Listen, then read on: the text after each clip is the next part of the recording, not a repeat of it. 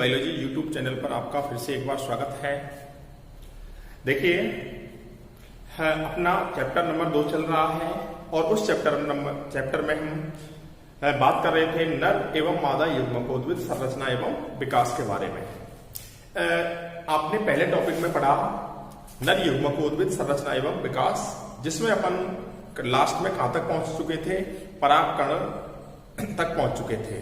परागकण की संरचना के बारे में अपने पढ़ लिया था। नर युग्मकोद्भिद, इसका मतलब नर युग्मक बनाने की प्रक्रिया अपन ने संपन्न कर ली थी। अब देखिए अपना अगला जो टॉपिक है वो चालू होता है मादा युग्मकोद्भिद संरचना एवं विकास, या मादा युग्मकोद्भिद जो है उसकी संरचना एवं उसका परिवर्धन या विकास, उसके बारे में अपन बात करते हैं। तो देखिए आपको पता है कि पुष्प जो होता है उसमें 2 जन्य भाग होते हैं, स्त्री केसर और पुंकेसर। पुंकेसर के बारे में आप संपूर्ण रूप से पहले जानकारी प्राप्त कर चुके हैं। आज हम स्त्री केसर के बारे में अपन जानकारी प्राप्त करेंगे। तो अपना मुख्य टॉपिक है मादा युग्मकोद्भिद की संरचना एवं विकास और structure and development, male gametophyte, इसके बारे में अपन क्या करेंगे, बात करेंगे। और आपको पता होना चाहिए मादा युग्मकोद्भिद, इसका मतलब इस चैप्टर का जो अंत है, क्योंकि हमको बनाना है नर युग्मक हम बना चुके हैं, अब अपन को बनाना है कौन सा युग्मक, मादा युग्मक। अब देखिए इस टॉपिक के अंतर्गत हम सबसे पहला जो टॉपिक है वो अपन क्या पढ़ेंगे, अंडक अथवा गुरु बीजाणु पर्ण। अब देखिए कि हम बात करते हैं सबसे पहले अंडक।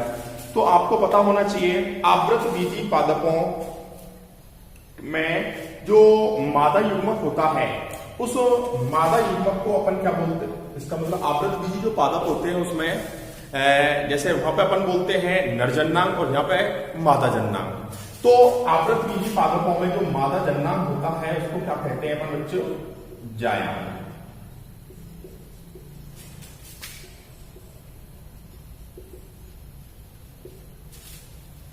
क्या कहते हैं बच्चों, जायांग। तो हम बात कर रहे हैं मादा युग्मकोद्भिद संरचना एवं विकास या परिवर्तन के बारे में। उसमें पहला हमारा टॉपिक था अंडक अथवा गुरु बीजाणु पर्ण। अब देखिए अंडक अथवा गुरु बीजाणु पर्ण क्या चीज होती है, पहले अपन थोड़ा इसके बारे में डिस्कस कर लेते हैं। तो देखिए कि आपने 11वीं क्लास में भी पढ़ा था लघु बीजाणु पर्ण एवं गुरु बीजाणु पर्ण। ऐसी पर्ण या पत्तियां, क्योंकि पुष्प क्या होता है, रूपांतरित पर्व होता है, और रूपांतरित का मतलब क्या होता है, बदलाव हुआ, परिवर्तित हुआ। परिवर्तित जो हो जाता है, जिसके शीर्ष भाग परिवर्तित हो जाता है, उसको अपन क्या बोलते हैं, पुष्प बोलते हैं। कलर्ड हो जाता है, क्योंकि लैंगिक क्रियाओं को संपन्न कराने के लिए इन सभी चीजों की क्या होती है, आवश्यकता होती है। तो वो क्या कहलाता है, पुष्प कहलाता है। और उस पुष्प में भी 2 क्या होती है, पत्तियां होती हैं, गुरु बीजाणु पर्ण और लघु बीजाणु पर्ण। गुरु बीजाणु पर्ण और लघु बीजाणु पर्ण में से आपने लघु बीजाणु पर्ण के बारे में आप पढ़ चुके हैं, जो लघु बीजाणुओं को धारण करती है, जिसमें लघु बीजाणुओं का क्या होता है, निर्माण। इसका मतलब नर युग्मकों का क्या होता है, निर्माण। अब अपन पढ़ रहे हैं मादा युग्मकोद्भिद के बारे। इसका मतलब है गुरु बीजाणु पर्ण, जो गुरु बीजाणुओं को धारण करती है या जिसके अंतर्गत मादा युग्मक का क्या होता है, निर्माण, उसको अपन क्या बोलते हैं, गुरु बीजाणु पर्ण कहते हैं।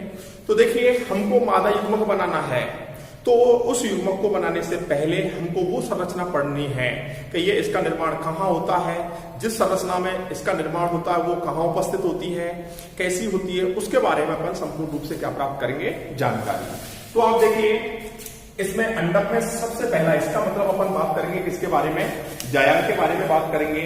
और आपको पता होना चाहिए जायांग जो होती है, इस जायांग का निर्माण किससे होता है, जायांग का निर्माण होता है, हम बात कर रहे हैं कि अंडक या गुरु बीजाणु पर्ण के।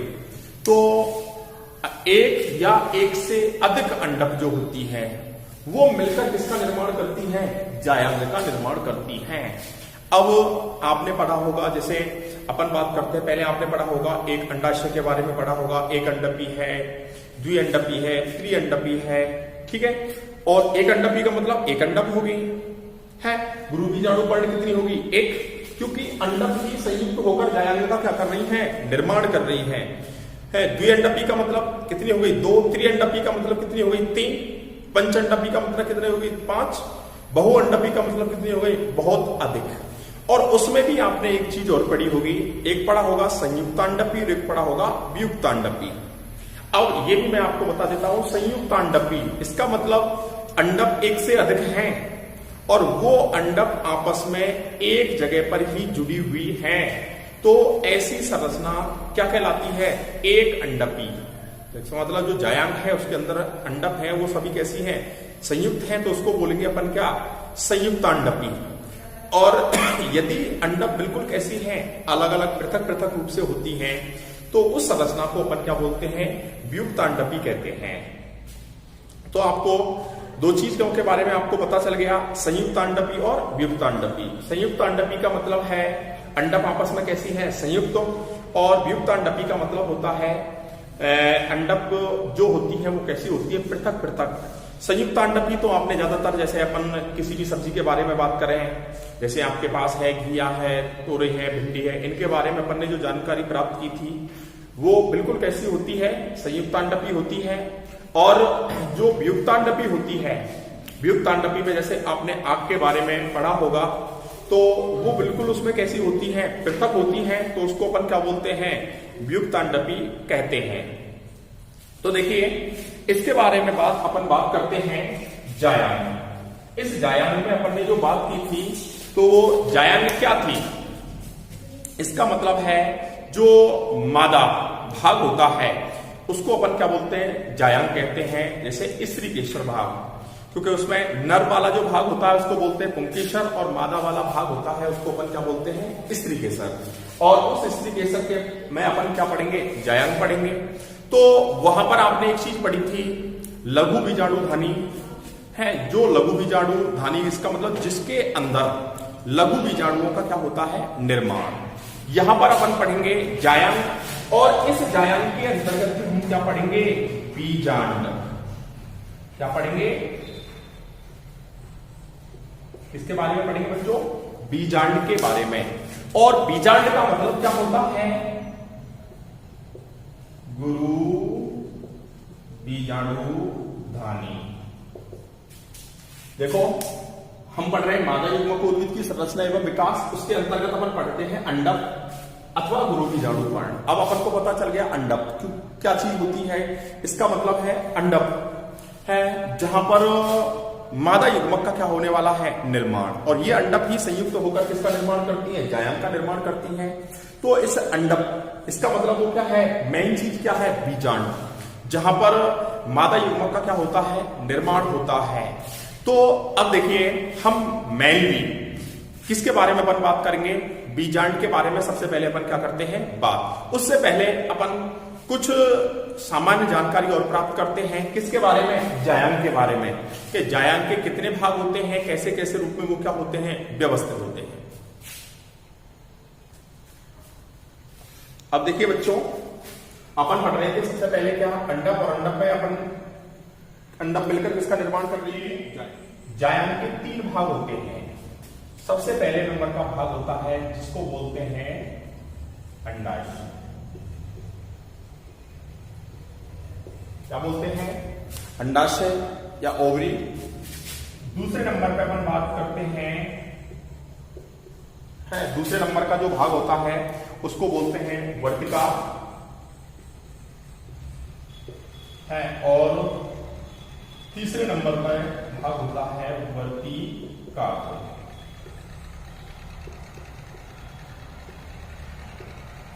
जिसको बोलते हैं अपन स्टिग्मा। तो जायांग जो है इसके अपने कितने पार्ट हो गए? 3 भाग हो गए, अंडाशय है, वर्तिका और वर्तिका। अब अपन देखते हैं, क्योंकि अपन इनके बारे में 11th क्लास में भी अपन जानकारी प्राप्त कर चुके हैं।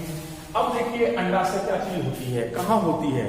तो आपने देखा होगा जायांग का जो निचला भाग होता है, निचला जो फूला हुआ भाग होता है, उस निचले फूले हुए भाग को अपन क्या बोलते हैं? अंडाशय बोलते हैं। और आपको पता होना चाहिए इस अंडाशय के अंदर कई सारी संरचनाएं पाई जाती हैं, और उन संरचनाओं को अपन क्या बोलते हैं? बीजांड या गुरु बीजाणु धानी। क्योंकि बीजांड जो होती है उस बीजांड के अंतर्गत है भ्रूण कोष बनता है और उस भ्रूण कोष के अंदर किसका निर्माण होता है, मादा युग्मक का क्या होता है, निर्माण होता है। और देखिए ये जो बीजांड होती है अंडाशय के अंदर जिस जगह पर जुड़ी हुई होती है, जिस जगह पर जुड़ी होती है उसको अपन क्या बोलते हैं, प्लेसेंटा है या बीजांड, इसका मतलब बीजांड का आधार, जिसे अपन बोलते हैं पुष्पासन, इसी प्रकार बोलते हैं यहाँ पे बीजांड आसन, या उसको अपन क्या कह सकते हैं, प्लेसेंटा कह सकते हैं। इसका मतलब पता चल गया आपको, इसका मतलब बीजांड। बीजांड कहां होती है, किसके अंदर होती है, अंडाशय के अंदर होती है। और ये बीजांड अंडाशय की भित्ति से जिस जगह पर जुड़ी हुई होती है वही स्थान क्या कहलाता है, बीजांड का आसन। इसका मतलब बीजांडासन, जिसको अपन क्या कह सकते हैं, प्लेसेंटा भी कह सकते हैं। क्या कह सकते हैं, प्लेसेंटा भी कह सकते हैं। इसके बाद देखिए बीजांडासन। बीजांडासन के बाद हम बात करते हैं, अभी अपन बीजांड की संरचना के बारे में बात करेंगे जब अपन को बिल्कुल क्लियरिटी हो जाएगी। तो ये बीजांडासन होता है, ये एक व्रंतनुमा, व्रंत का मतलब है जैसे आपने देखा होगा अनार अपन लोग खाते हैं, अनार के फल को जैसे अपन खोलते हैं तो उसमें आपने देखा होगा अनार का जो दाना होता है, वो अनार का जो दाना है वो बीज है।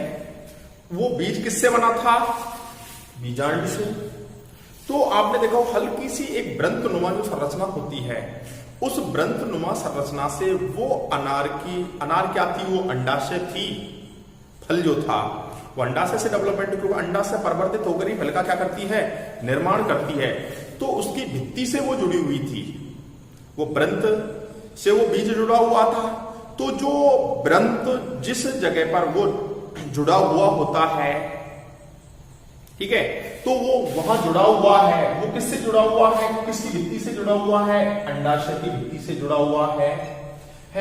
और जहां पर वो जुड़ा उसको क्या बोलते हैं, बीजांड का आसन, जो बीजांड को एक सपोर्ट या उसको स्पेस प्रदान करता है, उसको अपन क्या बोलते हैं, बीजांडासन। और वो व्रंतनुमा संरचना होती है, उस व्रंतनुमा संरचना को अपन क्या बोलेंगे, बीजांड व्रंत। ठीक है, जो बीजांड को बीजांडासन पर चिपकाने का क्या करती है, कार्य करती है। तो देखिए बच्चों, अपन को पता चल गया किसके बारे में, अंडाशय। अंडाशय कैसा होता है, फूला हुआ भाग होता है। अंडाशय के अंदर एक या एक से अधिक संख्या में क्या पाई जाती है, बीजांड पाई जाती है, जिनको अपन क्या बोल सकते हैं, गुरु बीजाणुधानी भी बोलते हैं। क्योंकि अपन पहले लघु बीजाणुधानी, जिसके अंदर अपन लघु बीजाणुओं का क्या किया था, निर्माण। अब अपन ने पढ़ा है क्या, गुरु बीजाणुधानी, जिसके अंदर किसका निर्माण होता है, गुरु बीजाणु का निर्माण होता है, या उसको अपन क्या कह सकते हैं, बीजांड। बीजांड अंडाशय के अंदर होती है। इसके बाद हम पढ़ रहे हैं जायंत। तो जायंत का दूसरा भाग क्या होता है, वर्तिका। एक लंबी नलिकाकार संरचना जो होती है उसको अपन क्या कहते हैं, वर्तिका कहते हैं।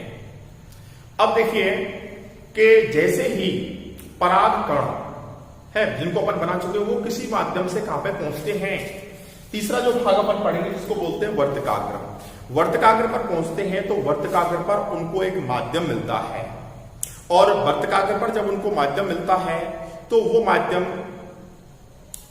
उनको अंकुरण प्रदान करता है। इसका मतलब पराग कण जो होते हैं वर्तिकाग्र पर जाकर क्या होते हैं, अंकुरित होते हैं, क्योंकि वहां पर उसको सारी फैसिलिटी उपलब्ध होती है जो उसके अंकुरण से संबंधित होती है। तो जैसे परागकण का अंकुरण होता है तो पराग नली का क्या होता है, निर्माण। तो जो पराग नली बनती है वो पराग नली बनने के बाद कहा, किसके अंदर, नली के रूप में किसके अंदर प्रवेश करती है, वर्तिका के अंदर क्या करती है, प्रवेश करती है। और वर्तिका के अंदर जब वो प्रवेश करती है और प्रवेश करती हुई कहां पर जाती है, बीजांड। तो इसका मतलब पराग नली को पथ प्रदान करने के लिए क्या पाई जाती है, वर्तिका पाई जाती है। इसके बारे में अपन अगले चैप्टर में और विस्तृत रूप से जानकारी प्राप्त करेंगे, क्योंकि वर्तिका भी अलग अंदर से अलग अलग रूप से क्या होती है, परिवर्तित होती है। इसके बाद तीसरा नंबर है आपको मिल गया क्या, वर्तिकाग्र। वर्तिकाग्र के बारे में भी आपको बता दिया है। वर्तिकाग्र उसका शीर्ष भाग होता है जो पराग कणों को धारण करने वाली क्या होती है, संरचना पराग कणों को ग्रहण करती है। ग्रहण करने के बाद पराग कणों का यहाँ पर क्या होता है, अंकुरण होता है, क्योंकि ये विशेष प्रकार से अभिकल्पित होती है, चिपचिपी होती है। जो भी परागकण होते हैं वो यहाँ पर आकर क्या होते हैं, चिपकते हैं और यहाँ पर उनको पोषण प्रदान किया जाता है। पोषण प्रदान करने से ही ये परागकण क्या होते हैं, अंकुरित होते हैं और अंकुरित होकर ही परागनलिका क्या करते हैं। अब देखिए बच्चों, अपन बात करते हैं किसके बारे में, बात करते हैं बीजांड। ठीक है, बीजांड की संरचना के बारे में अपन क्या करते हैं, बात। अब देखिए, अभी अपन ने बीजांड कहां पे पाई जाती है पता होना चाहिए आपको, अंडाशय के अंदर। अंडाशय के अंदर कितनी बीजांड होती हैं, एक से अनेक, काफी संख्या में जितने उसके अंदर बीज होते हैं उतनी ही उसके अंदर क्या होती है, बीजांड होती है, क्योंकि एक बीजांड से एक बीज का क्या होता है, निर्माण होता है। अब देखिए कि बीजांड जो होती है वो किससे बनी होती है, कैसे इसका डेवलपमेंट होता है, इसके बारे में भी अपन पढ़ेंगे। क्योंकि जैसे आपने पहले आप पढ़ चुके हैं, तो वही मृदु तकीय जो कोशिका होती हैं, उन मृदु तकीय कोशिकाओं से ही इनका क्या होता है, निर्माण होता है। मृदु तकीय जो कोशिका होती हैं, और मृदु तकीय कोशिका कैसी कोशिका, मृदु तकीय कोशिकाएं है। पेरेन्काइमी जो सेल्स होती हैं, आपने पहले पढ़ा है, पेरेन्काइमा, कोलेन्काइमा और स्क्लेरेन्काइमा। बिल्कुल सरल, जिसका मतलब जिनमें पोषण की मात्रा कैसी होती है, ज्यादा होती है। इंटरसेल्युलर जो पोर होते हैं, अंतराकोशीय अवकाश में क्या होते हैं, अनुपस्थित, भोजन की मात्रा ज्यादा होती है, विभाजन करने की क्षमता भी क्या होती है, बहुत अधिक होती है। तो मृदु तकीय जो कोशिका होती है ये बीजांड का मुख्य भाग बनाती है। और बीजांड का जो मुख्य भाग होता है, कहीं पर भी अपन नाम लिख सकते हैं, उसको अपन क्या कहते हैं, बीजांड काय। बीजांड काय का मतलब होता है बीजांड का शरीर। अब देखिए, अभी अपन बता रहे थे आपके लिए कि बीजांड जो होती है वो किसके अंदर पाई जाती है, अंडाशय के अंदर पाई जाती है। तो जिस संरचना से वो जुड़ी होती है उस संरचना को अपन क्या बोलते हैं, बीजांड ग्रंथ। ठीक है, उस संरचना को अपन क्या बोलते हैं, बीजांड ग्रंथ बोलते हैं। और बीजांड ग्रंथ बीजांड से जिस स्थान पर जुड़ा होता है उसको अपन क्या बोलते हैं, नाभिका है। बीज में आपने देखा होगा, बीज का जो शीर्ष भाग होता है उस जगह पर एक छोटा सा छेद होता है जिससे होकर बीज के अंदर जल प्रवेश करता है। अंकुरण की क्रिया जो होती है वो संपन्न होती है, तो वो क्या कहलाता है, नाभिका कहलाती है।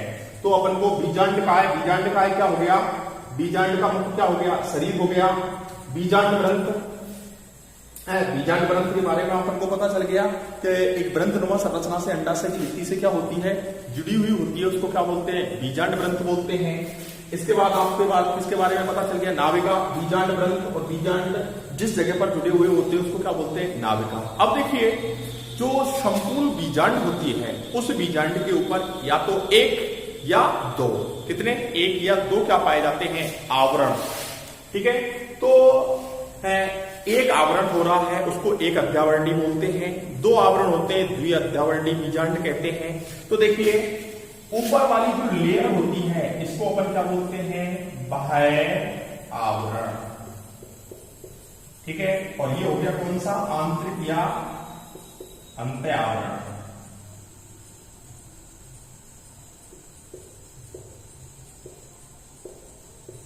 तो बीजांड के ऊपर कितनी लेयर हो गई, दो है। किसी किसी बीजांड के ऊपर एक लेयर होती है, लेकिन ज्यादातर कितनी होती है, दो लेयर होती है। तो द्वि अध्यावरणी हो गई और एक होती है तो कितनी, एक अध्यावरणी। अब देखिए, आपको पता होना चाहिए कि संपूर्ण जो बीजांड होती है उस बीजांड के ऊपर आवरण होते हैं, लेकिन कुछ ऐसा स्थान भी होता है जिस जगह पर ये आवरण बिल्कुल पूर्ण रूपेण क्या होते हैं, अनुपस्थित होते हैं। आपको क्लियरली देखिए, केवल एक जगह आपको ऐसी दिख रही है, ये जो जगह, इस जगह पर क्या नहीं है, कोई भी किसी प्रकार का क्या नहीं है, आवरण। तो इस भाग को अपन क्या बोलते हैं, बीजांड द्वार है। ये जो पोर होता है या जो छिद्र होता है या बीजांड द्वार होता है, इस द्वार से होकर क्योंकि जैसे ही परागकण कहां पर पहुंचेगा, वर्तिकाग्र पर पहुंचेगा, अंकुरित होगा, पराग नली का क्या होगा, निर्माण होगा। जैसे ही पराग नली का निर्माण होगा तो वो पराग नली वृद्धि करती हुई सबसे पहले किसके अंदर प्रवेश करेगी, वर्तिका के अंदर प्रवेश करती है। वर्तिका के अंदर प्रवेश करते ही कहां पे पहुंचती है, अंडाशय। अंडाशय के अंदर क्या होती है, बीजांड। तो वो कहां पे प्रवेश करती है, बीजांड में प्रवेश करती है। तो बीजांड में उसको प्रवेश करने के लिए वैसे कई जगह अध्यावरणी भी प्रवेश होता है, निभागीय भी प्रवेश होता है, तो लेकिन जो बीजांड होती है वो मुख्य रूप से क्योंकि वो उधर से आती हुई पराग नली इसके सहारे सहारे वृद्धि करती हुई कहां पर पहुंचती है, बीजांड द्वार तक पहुंच जाती है। और बीजांड द्वार तक पहुंचकर वो सीधे बीजांड द्वार के अंदर क्या कर जाती है, प्रवेश कर जाती है। तो बीजांड द्वार के बारे में आपको पता चल गया। तो बीजांड द्वार क्या है, जहां से बीजांड के अंदर कौन, पराग नली क्या करती है, प्रवेश। इसके बाद देखिए आपको बिल्कुल एक अलग ही स्पेशल गोल अंडाकार एक संरचना दिख रही है। इस संरचना को हम बोलते हैं क्या, भ्रूणकोश है। क्या बोलते हैं, भ्रूणकोश है। कोश का मतलब क्या हो गया, एक स्पेस, एम्ब्रियो सैक, इसका मतलब है स्पेस, एक स्थान है जहां पर किसका डेवलपमेंट होता है, भ्रूण का डेवलपमेंट होता है, फर्टिलाइजेशन की क्रिया होती है, सभी प्रक्रियाएं क्या होती हैं, संपन्न होती हैं। तो इसमें देखिए है कि बीजांड के अंदर एक अंडाकार संरचना पाई जाती है जिसको अपन क्या बोलते हैं, भ्रूणकोश बोलते हैं। इस भ्रूणकोश में आपको हम बात करते हैं तो आगे अपन इसको बनाने की प्रक्रिया भी पढ़ेंगे। तो इस भ्रूणकोश के अंदर है बेसिकली अपन बात करें तो यहाँ पे देखो 8 आपको कोश की जैसी संरचना दिख रही है, लेकिन यहां पर हम बात करेंगे केंद्रक तो होते हैं 8 और कोशिका कितनी होती है, 7। कैसे बनती है उनके बारे में भी अपन बात करेंगे। लेकिन देखिए यहां पर आप देखिए आपको 3 कोशिका दिख रही है। 3 कोशिकाओं में 2 कोशिका लगभग समान एक जैसे आकार की हैं। तो इन दोनों कोशिकाओं को, ये जो दोनों कोशिकाएं या 3 का एक संपूर्ण रूप से वैसे नाम होता है अंड समुच्चय या अंड समूह होता है। लेकिन इस अंड समूह में पाए जाने वाली ये जो कोशिकाएं होती हैं, इन कोशिकाओं के बारे में अपन बात करें तो ये जो बड़ी कोशिका दिख रही है इसको बोलते हैं एग सेल या अंड कोशिका। और इसमें होती है 2, एक तो होती है अंड कोशिका और 2 होती है कौन सी, सहायक कोशिका। सपोर्ट कर, फर्टिलाइजेशन की क्रिया के दौरान सपोर्ट करने के लिए ये कोशिका पाई जाती है, अंड कोशिका, और 2 को इतनी होती है सहायक कोशिका। इसके बाद देखिए ये बीजांड द्वार का जो विपरीत स्राव होता है, बीजांड द्वार का विपरीत, इसका मतलब है उसी आधार पर इनका नाम रख दिया है। और ये 3 जो सेल पाई जाती हैं इन सेलों का नाम रख दिया है प्रति ध्रुवीय कोशिका। इनका अपना अलग नाम क्या रख दिया, प्रतिध्रुवीय कोशिका। इसके बाद देखिए आपको बीच में 2 अलग अलग कोशिका दिख रही हैं, लेकिन ये 2 नहीं है क्योंकि ये आपस में बाद में बिल्कुल कैसे हो जाती है, पूर्ण रूप में संयुक्त हो जाती है। लेकिन केंद्रक कितने होते हैं, 2 होते हैं। ये संयुक्त होकर एक कोशिका बनाते हैं और उसको बोलते हैं कौन सी सेल्स, ध्रुवीय कोशिका। ठीक है, ये एक ही होती है लेकिन इसमें केंद्रकों की संख्या 2 होती है। केंद्रक आपस में पूर्ण रूप में कैसे हो जाते हैं, संयुक्त हो जाते हैं। तो ये आपको बस बीजांड का है। इसके बाद ये इसके ऊपर 2 लेयर हैं, बाह्य आवरण, आंतरिक आवरण, और दोनों मिलकर ही क्या बनाते हैं, अपन का अध्यावरण का क्या करते हैं, निर्माण करते हैं। इसके बाद देखिए कि ये क्या है आपका बीजांड द्वार, और इस बीजांड द्वार का जो विपरीत छोर होता है, यहां तो हो गया नाभिका, लेकिन इसका जो विपरीत छोर है उस विपरीत छोर को बोलते हैं निभाग। क्या कहलाता है, निभाग या चैलेजा। ये इसका जो विपरीत भाग होता है। तो देखिए एक जो बीजांड होती है उस बीजांड में ये सभी पार्ट्स पाए जाते हैं। आपको पता चल गया कि बीजांड होती है उसका निर्माण कौन सी कोशिकाओं से होता है, मृदुतकीय कोशिकाओं से होता है। बीजांड एक लगभग अंडाकार संरचना होती है। लगभग अंडाकार संरचना में हम फिर बात करें तो बीजांड होती है, उस बीजांड का संपूर्ण जो भाग होता है या संरचना होती है उसको क्या बोलते हैं, बीजांड काय। इसके ऊपर आवरण मिलते हैं। आवरण कितने हो सकते हैं, एक या दो। एक है तो एक अध्यावरणी, दो है तो द्वि अध्यावरणी, ठीक है। और जिस जगह पर बीजांड में आवरण अनुपस्थित होता है उसको अपन क्या बोलते हैं, बीजांड द्वार बोलते हैं।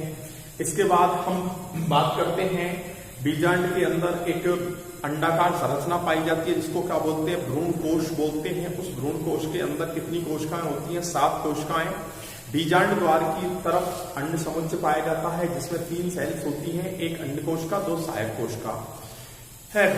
बीजांड द्वार का विपरीत जो सिरा होता है उसको अपन क्या बोलते हैं, ये जो आपको दिख रहा है इसको अपन क्या बोलते हैं, निभाग। उदर की तरफ भ्रूण कोश में 3 कोशिकाएं पाई जाती हैं जिनको बोलते हैं प्रति ध्रुवीय कोशिका। इसके बाद दोनों बीच में 2 केंद्रक भी मिलते हैं या दोनों केंद्रक मिलकर एक कोशिका बना देते हैं, उसको अपन क्या बोलते हैं, ध्रुवीय कोशिका बोलते हैं। तो ये अपनी एक प्रारूपिक बीजांड की क्या होती है, संरचना होती है, जिसे बीजांड या अपन क्या कह सकते हैं, गुरु बीजाणु धानी, जिसके अंदर गुरु बीजाणुओं का क्या होता है, निर्माण। अब देखिए कि जो बीजांड होती है ये बीजांड भी अलग अलग रूप से होती हैं, कई प्रकार की पाई जाती हैं। किसका कैसे, क्योंकि अपन और डिफरेंस कैसे करेंगे हम, देखिए एक तो हमारे पास क्या होता है बीजांड द्वार, एक क्या हमारे पास क्या होता है निभाग, एक क्या है हमारे पास बीजांड ग्रंथ नाभिका। इनकी उपस्थिति के आधार पर ये जो बीजांड होती है ये अलग अलग रूप से क्या हो जाती है, परिवर्तित हो जाती है, चेंज हो जाती है, कन्वर्ट हो जाती है, और उसी के आधार पर इनके अलग अलग क्या हो जाते हैं, प्रकार हो जाते हैं। तो अब देखिए हम उनके बारे में जानकारी प्राप्त करेंगे कि बीजांड के कौन कौन से क्या होते हैं प्रकार। अब देखिए बच्चों, अपन बात करते हैं इसके बारे में, बीजांडों के प्रकार के बारे में। तो बीजांड जो होती है वो कितने प्रकार की होती है, 6। किसके आधार पर, वो भी मैंने अभी आपको बता दिया था। सिर्फ उसमें बीजांड द्वार है, व्रंत है, निभाग, नाभिका, इसके आधार पर उनको अलग अलग रूप से विन्यासित किया जाता है। सबसे पहले देखिए हम बात करते हैं, पहली जो देखिए प्रतीक। प्रतीक पे देखिए ये भाग कौन सा होता है हमारा, इस भाग को बोलते हैं बीजांड द्वार। इसके बाद देखिए ये भाग कौन सा है हमारा, निभाग, और ये क्या है, भ्रूण कोश है, या यूं भी कह सकते हैं ऐसी बीजांड जिसमें बीजांड द्वार कहां की ओर होता है, नीचे की ओर होता है, कौन सी कहलाती है, प्रतीक कहलाती है। या बीजांड द्वार, भ्रूण कोश और निभाग बिल्कुल सीधी एक रेखा में उपस्थित होते हैं, वो कौन सी कहलाती है, अपनी प्रतीक कहलाती है।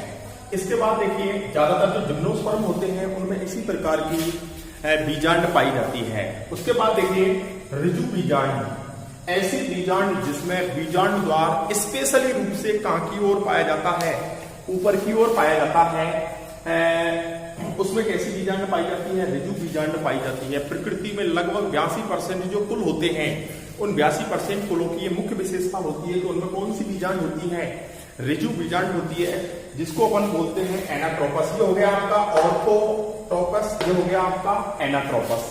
ऑर्थोट्रोपस में बीजांड द्वार कहां की ओर है, नीचे की ओर है। ऑर्थो के बाद जो एनाट्रोपस है उसमें बीजांड द्वार कहां की ओर है, ऊपर की ओर है। सबसे ज्यादा ऐसी ही क्यों पाई जाती है, क्योंकि आपको होता है पराग नली जब ऊपर से नीचे की ओर वृद्धि करती हुई आती है तो शीघ्रता से बीजांड के अंदर क्या करे, प्रवेश। इसलिए इस प्रकार की जो बीजांड होती हैं लगभग 82% कुलों में सबसे ज्यादा ये पाई जाती हैं। इसके बाद तीसरे नंबर पे अपन देखते हैं अर्धपेपन हेमी एनाट्रोपस। और हेमी एनाट्रोपस की जो अपन बात करते हैं इसमें आपको अलग ही, ये देखो अपने पास क्या है, बीजांड द्वार, ये आपके पास क्या है जिसको अपन बोलते हैं भ्रूण कोश, और ये अपना क्या दिख रहा है, निभाग। यहां पर हम एक मुख्य प्रकार की विशेषता देखते हैं कि जो बीजांड होती है उसमें बीजांड द्वार के बाद भ्रूण कोश और निभाग, ये क्या है, बीजांड द्वार और ये निभाग एक अलग ही रेखा में व्यवस्थित है, और ये समकोण जैसे कोण पर क्या हो जाती है, व्यवस्थित हो जाती है। और इस प्रकार की जो बीजांड होती है वो किस में पाई जाती है? रेनन-कुलेसी जो कुल है या प्रिमुलेसी जो कुल है, उन कुल के पादपों में इस प्रकार की क्या पाई जाती है? बीजांड पाई जाती है। हम बात कर रहे हैं चौथे नंबर पे कौन सी? वक्र बीजांड। और वक्र बीजांड का मतलब है वक्र जो बीजांड होती है कैम्पाइलोट्रोपस जिसको अपन बोलते हैं, इस प्रकार की जो बीजांड होती है उसमें विशेष अलग ही प्रकार की व्यवस्था होती है। इसका नाम हमने क्या रखा है? वक्र। वक्र क्यों रखा है? वक्र का मतलब जैसे वक्रित हो जाती है। जैसे आप देखिए यहाँ पर अलग ही एक कोमाकार रूप में भ्रूणकोश भी क्या हो गया? बदल गया। यहाँ पे देखिए बीजांड द्वार अलग जगह पर है, यहाँ पर हमारा बीजांड ग्रंथ अलग जगह पर है, निभाग अलग जगह पर है। बिल्कुल अलग अलग रूप से ये क्या हो जाते हैं? अभिविन्यासित हो जाते हैं। और इस प्रकार की जो बीजांड होती है, जैसे आपने देखा होगा लेग्यूमिनेसी, जैसे आप बटर उस कुल की अपन बात करें तो उस कुल के पादपों में इस प्रकार की बीजांड पाई जाती है। इसके बाद हम बात करते हैं कौन सा? अनुप्रस्थ बीजांड की बात करते हैं, जिसको अपन बोलते हैं एम्फीट्रोपस। और एम्फीट्रोपस में देखिए जो बीजांड है वो एक आपको अब तक जो आप बात कर रहे थे उन सभी में बिल्कुल अलग प्रकार की होती है। और उन सभी में अलग प्रकार में जैसे देखिए ये क्या है? बीजांड द्वार, ठीक है। ये क्या है? भ्रूणकोश। ये क्या है? निभाग। और ये क्या है? बीजांड ग्रंथ। यहाँ पर बिल्कुल अलग, यहाँ पे बिल्कुल कैसा वक्रित हो गया था, लेकिन यहाँ पे देखिए ये क्या है? बीजांड द्वार है और ये बीजांड ग्रंथ है। ये एक अलग ही अक्ष पर व्यवस्थित हो गए।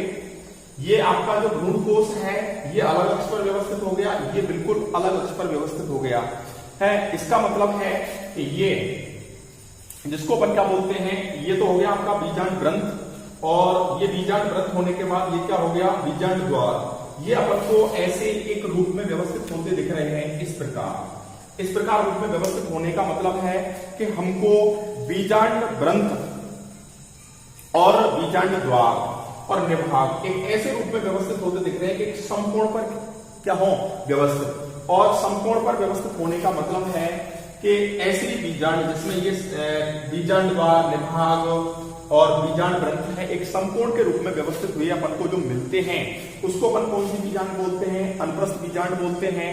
और इस प्रकार की जो बीजांड होती है वो बीजांड ज्यादातर रूप से एलिस मेसी जो कुल है, एलिस मेसी कुल के पादपों में पाई जाती है।